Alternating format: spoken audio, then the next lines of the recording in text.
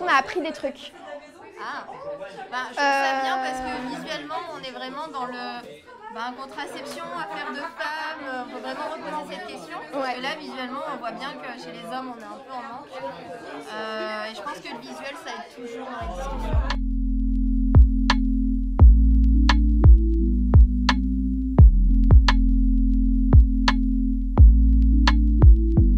Il y a au moins une personne qui connaisse un peu le sujet dans un groupe. Ça peut être d'ailleurs pas forcément un professionnel, mais quelqu'un qui va s'être intéressé au sujet d'une manière ou d'une autre.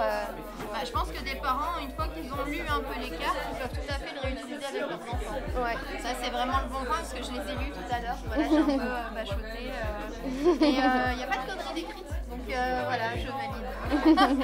En fait, quand on dit on va faire une partie d'exploration, on ne dit pas ah viens, on va discuter de sexualité, ce qui est quand on est un adolescent, c'est pas du tout ce qu'on a envie de faire. Alors si on me dit ah viens, on va parler de sexualité, bah non, j'ai pas envie.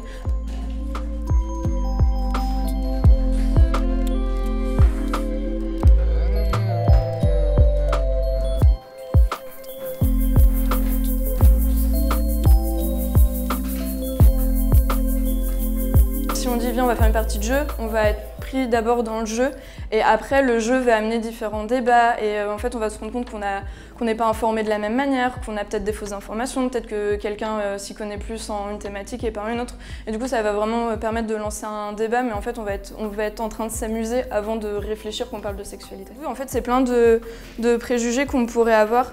Par exemple, le fait qu'on puisse attraper une infection sexuellement transmissible dans les toilettes, il y a plein de gens qui pensent encore que c'est vrai alors que c'est totalement faux, il n'y a aucun moyen d'attraper une IST dans les toilettes. Est-ce que vous avez ce discours de dire est-ce que c'est vraiment de la contraception, machin et tout? Je ne sais pas si vous faites des interventions en classe. Oui, on fait des interventions scolaires. Je pense que le fait déjà de jouer, ça fait qu'on va un peu se laisser entraîner aussi à vouloir donner une bonne réponse. Donc du coup, ça dédramatise un petit peu. Et en même temps, c'est instructif. Et en même temps, du coup, ça permet de confronter les préjugés que pourraient avoir ou les constructions que pourraient avoir certaines personnes par rapport à d'autres.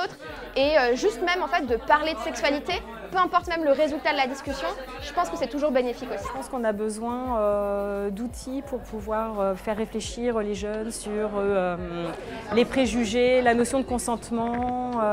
Ce qui est intéressant par rapport au jeu, c'est que ça permet en fin de compte de pouvoir permettre aux jeunes de ne pas parler de lui apporter des choses, mais sans se centrer sur ces problématiques qui en plus pourraient être gênantes par rapport au groupe quand on fait une animation de groupe.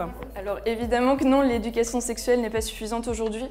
Parce que souvent les parents n'en parlent pas avec les adolescents. Il y a de moins en moins de budget pour les associations, toutes les écoles ne mettent pas en place des cours d'éducation sexuelle, 25% des écoles ne mettent pas du tout en place d'éducation sexuelle et malheureusement les adolescents vont beaucoup sur internet, que ce soit Doctissimo avec toutes ces fausses informations ou alors que ce soit de la pornographie. Et en fait, on ne peut pas se construire une image de la sexualité uniquement avec de la pornographie. Il faut absolument qu'on ait des contre-exemples, des contre-informations. Parce qu'un enfant à 3-4 ans, il peut déjà comprendre le principe du consentement et du respect de l'autre. Et on peut déjà lui amener des notions de discrimination. Il n'y a pas besoin d'obligatoirement parler de pratique et d'anatomie pour comprendre la sexualité. En fait, la sexualité, c'est aussi les sentiments, l'amour, le rapport à l'autre.